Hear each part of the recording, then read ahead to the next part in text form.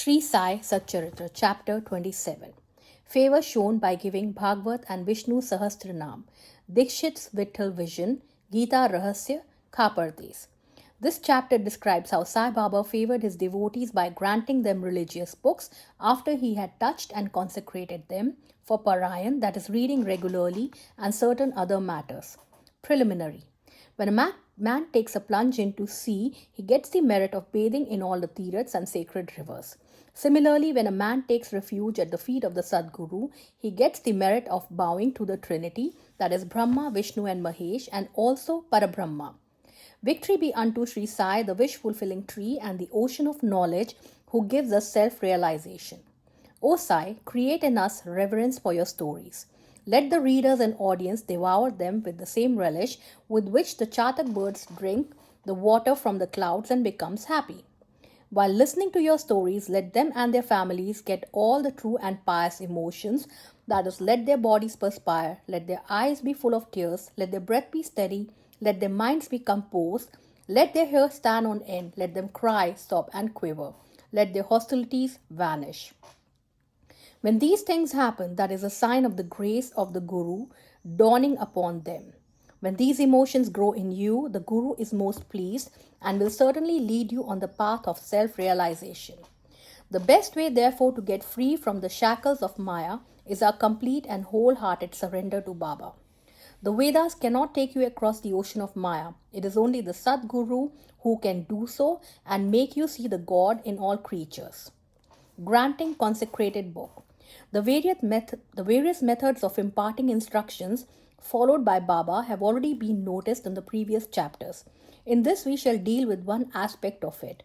It was the habit of some devotees to take to Baba some religious books of which they wanted to make a special study and to receive the same back from him after they were touched and consecrated by him. While reading such books daily, they felt that Baba was with them. Once Kaka Mahajani came to Shirdi with a copy of Ek Nathi Bhagvat. Shama took this book to read in the masjid. There, Baba took it from him, touched it, and turning some pages here and there, gave it back to Shama and asked him to keep it with him. When Shama said that it belonged to Kaka and had to be returned to him, "No, no," replied Baba. "As I have given it to you, you better keep it. It will be of use to you." In this way, many books were entrusted to Shama. Kaka Mahajani after a few days came again with another copy of the same Bhagavad and gave it in Baba's hand.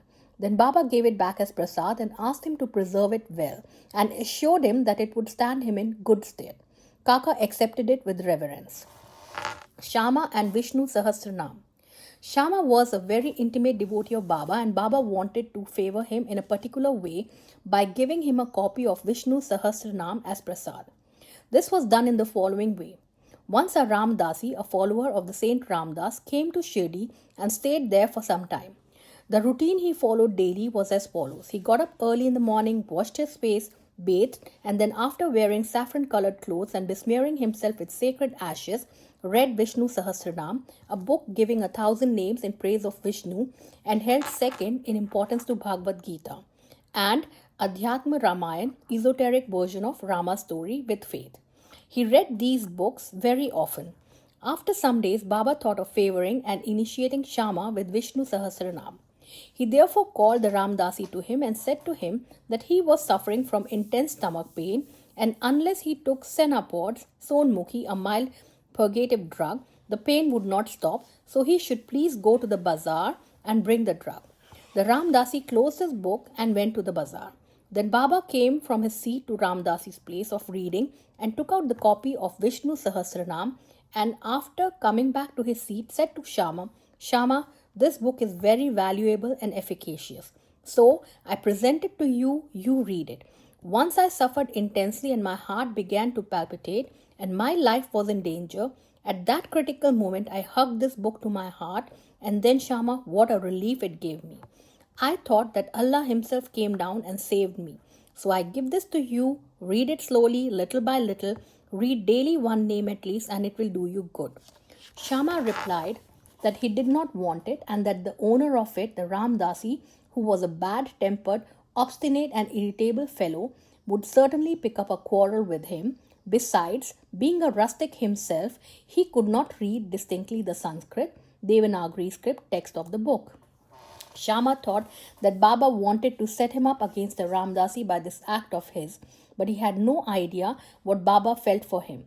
Baba must have thought to tie this necklace of Vishnu Sahasranam round the neck of Shyama, as he was an intimate devotee, though a rustic, and thus save him from the miseries of worldly existence. The efficacy of God's name is well known. It saves us from all sins and bad tendencies, frees us from the cycle of birth and deaths. There is no easier sadhana than this. It is the best purifier of our mind. It requires no paraphernalia and no restrictions. It is so easy and so effective. This sadhana Baba wanted Shyama to practice, though he did not crave for it. So Baba forced this on him. It is also reported that long ago Eknath Maharaj similarly forced this Vishnu Sahasranam on a poor Brahmin neighbor and thus saved him. The reading and study of this Vishnu Sahasranam is a broad open way of purifying the mind, and hence Baba thrust this on his devotee Shyama. The Ramdasi returned soon with the Senapods. Anna Chinchanikar, who was then present and wanted to play the part of Narad, the celestial rishi who was well known for setting up confrontations between gods and demons and vice versa, informed him of what had happened. The Ramdasi at once flared up. He came down at once on Shyama with full fury. He said that it was Shyama who set Baba to send him away under the pretext of stomachache for bringing the medicine, and thus took away the book. He began to scold and abuse Shyama and remarked that if the book was not returned, he would dash his head. Shyama calmly remonstrated with him, but in vain. Then Baba spoke kindly to him as follows. "O Ramdasi, what is the matter with you?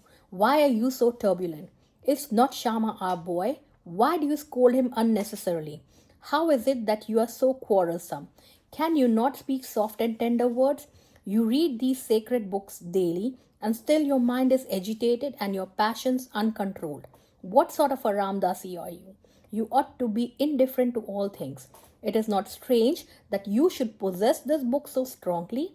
A true Ramdasi should have no mamta, that is attachment, but have samta, that is equality towards all. You are now quarrelling with Shyama for a mere book. Go take your seat. Books can be had in plenty with money, but not men. Think well and be considerate. What worth is your book? Shyama had no concern with it. I took it myself and gave it to him. You know it by heart. I thought Shyama might read it and benefit thereby, and so I gave it to him." How sweet were these words of Baba, soft, tender, and nectar-like. Their effect was wonderful. The Ramdasi calmed down and said to Shyama that he would take Panchratni Gita in return. Shyama was much pleased and said, "Why one? I shall give 10 copies in return." So the matter was ultimately settled. The question for consideration is, why should the Ramdasi press for Panchratni Gita, a book for which he never cared to know, and why should he, who daily read religious books in masjid in front of Baba, quarrel with Shyama before him?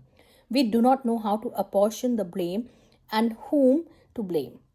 We only say that had this incident not happened, the importance of the subject, the efficacy of God's name, and the significance of Vishnu Sahasranam would not have been brought home to Shyama.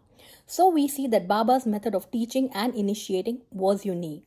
In this case, Shyama did gradually study the book and mastered its content to such an extent that he was able to explain it to Professor G.G. Narke, M.A. of the College of Engineering, Pune, the son-in-law of Shriman Bhuti and a devotee of Baba. Vitthal Vision. One day while Kaka Sahib Dikshit was in meditation after his morning bath in his vada at Shirdi, he saw a vision of Vitthal. When he went to see Baba afterwards, Baba asked him, "Did Vitthal Patil come? Did you not see him? He is very elusive. Hold him fast, otherwise he will give you the slip and run away." Then at noon, a certain hawker came there with 20 or 25 pictures of Vitthal of Pandharpur for sale. Mr. Dikshit was surprised to see that the form of Vitthal he saw in his meditation exactly tallied with that in the picture, and he was also reminded of Baba's words. He therefore bought one picture most willingly and kept it in his shrine for worship. Gita Rahasya.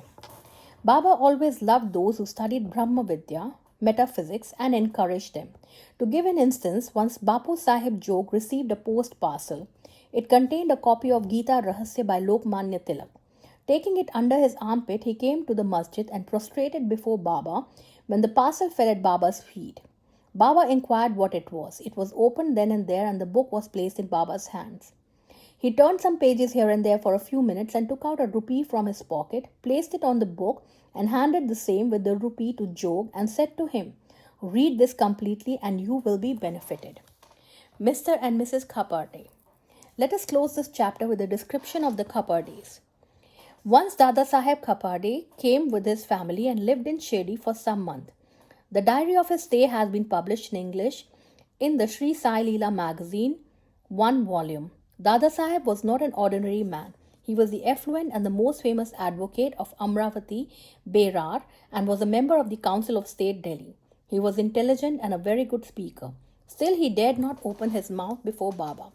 Most devotees spoke and argued with Baba off and on, but only three, that is, Khaparde, Nulkar, and Booty, kept always silent. They were meek, modest, humble, and good-natured. Dada Saheb was able to expound Panchdashi, well-known Sanskrit treatise on the Advait philosophy by the famous Vidyaranya. To others uttered no word when he came to the masjid before Baba. A man, however learned he may be even in Vedas, fades away before one who has realized Brahma and becomes one with it. Learning cannot stand before self-realization. Dada Saheb stayed for 4 months, but Mrs. Khaparde stayed for 7. Both were highly pleased with their Shirdi stay. Mrs. Khaparde was faithful and devout and loved Baba deeply. Every noon she brought Naivedya herself to the masjid, and after it was accepted by Baba, she used to return and take her meals.